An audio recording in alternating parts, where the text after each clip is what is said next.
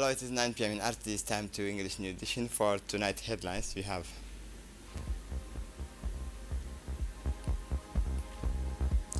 the DSRI begins operations and welcomes its first ship for repair. The Hamas resistance reaffirmed its commitment to reaching a comprehensive agreement. Welcome to our newsroom. The Djibouti ship repair yard has welcomed its first ship for repair. The Djibouti ship repair yard is an ultra-modern modular floating dock, one of the most advanced and largest in East Africa and Red Sea. It offers uninterrupted maintenance and repair services for ships. This is the first ship to be dry docked. 14 technicians and engineers have been mobilized to carry out the work, which should be completed in 6 days. This step marks the start of a DSRI's operations, proving its ability to handle repairs as one of the most modern floating docks in the region. The DSRY strengthening Djibouti's positions in maritime services. 40 technicians and engineers are working on this project, demonstrating solid technical expertise. The repairs have to be completed quickly, indicated a fast turnaround time. Djibouti is already a key logistics and commercial center, and the Djibouti repair shipyard is consolidating the country's maritime infrastructure. On 31 July 2023, under the enlightened leadership of the President of the Republic, His Excellency Ismail Omar Guelleh, Djibouti reached a historic milestone with the arrival of the port of Djibouti of the largest floating modular dock in the region, the centerpiece of this Djibouti ship repair yard. It is a presidential vision has come true. The ceremony to welcome this exceptional maritime infrastructure, presided over by the head of state himself, is marked the culmination of a strategic project that is perfectly integrated into President Guelleh's vision is 2035. The project, which is 217 meters long and 43.5 meters wide, has an impressive lifting capacity of 20,100 tons, will ultimately create 3,000 direct and indirect jobs. This spectacular figure testifies to the boldness and economic foresight of the President Guelleh, who personally launched the works on this shipyard in November 2020. With this project, President Guelleh has once again demonstrated his extraordinary ability to attract the best international partners and mobilize strategic financing to position Djibouti as an essential maritime hub. This resounding success is just one of in a long list of achievements by President Ismail Omar Guelleh, who continues tirelessly to make Djibouti one of the most dynamic maritime nations on the African continent.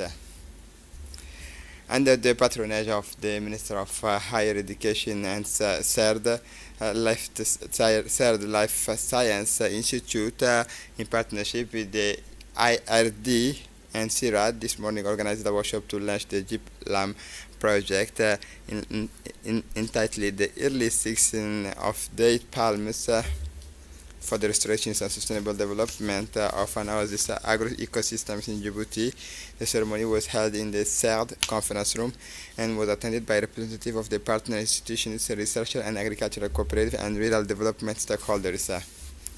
This innovative project aims to develop techniques for the early season of date palms, an essential step forward in improving the management of plant resources. GPLAM is part of a sustainable approach to restoring degraded ecosystems and strengthening food security in arid environment. The launch of this project marks an important stage in scientific cooperation between Djibouti and its international partners in the services of agricultural innovation and the preservation of natural resources.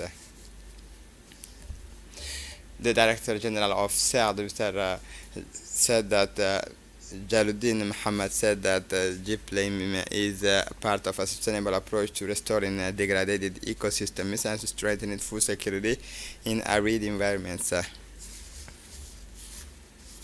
For his part, the Minister of Higher Education, Dr. Nabil Mohammed Ahmed, said that GPLAM is part of a sustainable approach to restoring degraded ecosystems and strengthening food security in arid environments. The launch of this project marks an important stage in scientific cooperation between Djibouti and its international partners. The Embassy of the Republic of Rwanda accredited to the Republic of Djibouti, which resides in Addis Ababa, in collaboration with the government of the Republic of Djibouti and the Rwandan community residing in Djibouti, organized the 31st commemoration of the genocide perpetrated against the Tutsi in Rwanda in 1994. Under the theme Remember, Build Together, the ceremony took place at the People Palace in the presence of the numerous officials from the Djiboutian government, members of the parliament, members of diplomatic corps accredited to Djibouti, the military and security corps, commanders of the military bases, representatives of international organizations, academic institutions, friends of Rwanda, as well as members of the Rwandan community. Around 300 people took part in this commemorative event to pay tribute to the more than 1 million victims and show their solidarity with the survivors.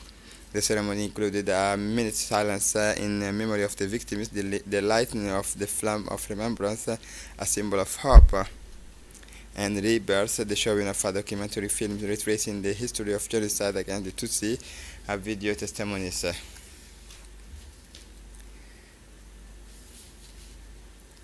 And the Minister of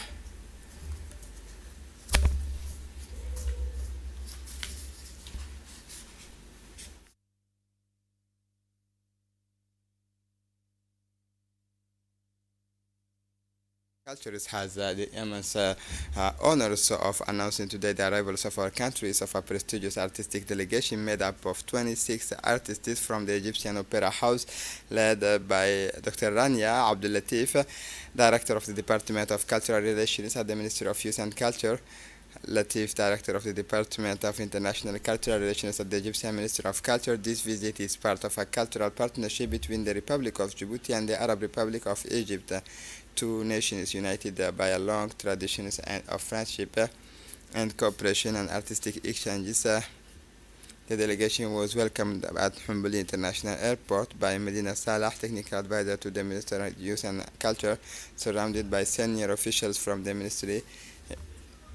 Wahab celebrate loves and loyalty, Hamlan's spiritual quest. Her influence extends far beyond the musical spheres. Kulthum was an icon of Arab modernity, a free and committed woman whose charisma and elegance continues to inspire generations.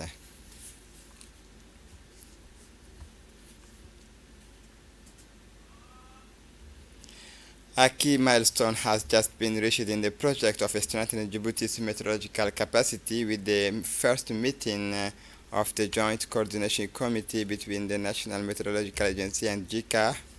This meeting is part of a strategic collaboration between the two parties aimed at modernizing the national meteorological infrastructure and improving the quality of the services provided. The meeting was attended by both one of the on-site and online participants from the institutions concerned and partners' technical teams. The main aim of the meeting was to take stock of the progress made under the project while jointly defining the next steps to be taken. Discussions focused in particular on the evaluations of the surfaces, observations, equipment, the improvement of the weather forecasting systems, and the collection and management of climate data.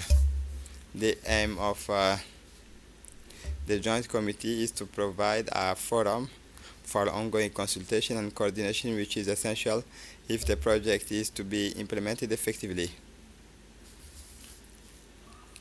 In his speech, the General Director of Meteorological Agency, Mohammed Ismail Noor, stressed the importance of this meeting as part of the project to strengthen the country's meteorological capacity. He praised the progress already made thanks to JICA's technical and financial support, particularly in the evaluations of surfaces, observation equipment, improved weather forecasting, and data collection.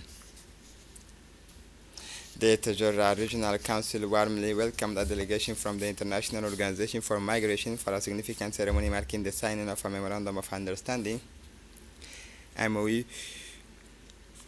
formalizing a new strategic partnership. Present at the ceremony, Ms. Nihan Erdogan, IOM Deputy Regional Director and a working mission to Djibouti, Deputy Prefect Habib Jilani, representative of the decentralized services, local elected officials, Ambia Ahmed Partnership and resources mobilization officers whose role was crucial in establishing this collaboration. Ms. Tania Pacifico, IOM representative, and Mr. Omar Hussein Omar, President of the Tajura Regional Council, signed the MOU.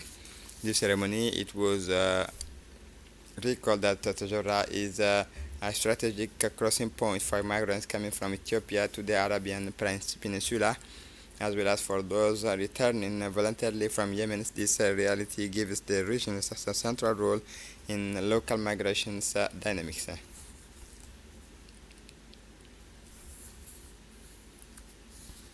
For her part, Ms. Tania Pacifico, IOM representative, said that this partnership aims to support the regions and its inhabitants in management the social consequences of migration.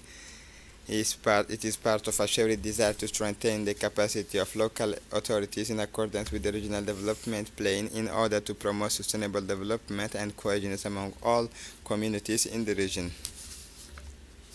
The President of the Regional Council, Omar Hussein Omar, said that these partnerships aims to support the regions and its inhabitants in managing the social consequences of migration. It is part of a shared desire to strengthen the capacity of local authorities in accordance with the regional development plan in order to promote sustainable development and cohesion among all communities in the region.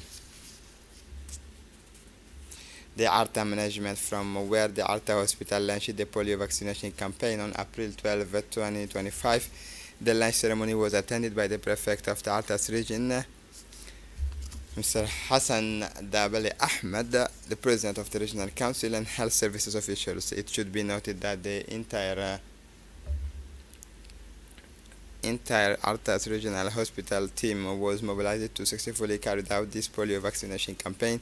In their speech, officials urged the population and especially parents to have their children vaccinated by taking full advantage of this door-to-door vaccination campaign. The goal is to eradicate and prevent polio by strengthening the immunity of an age group, particularly voluntarily vulnerable preventable childhood.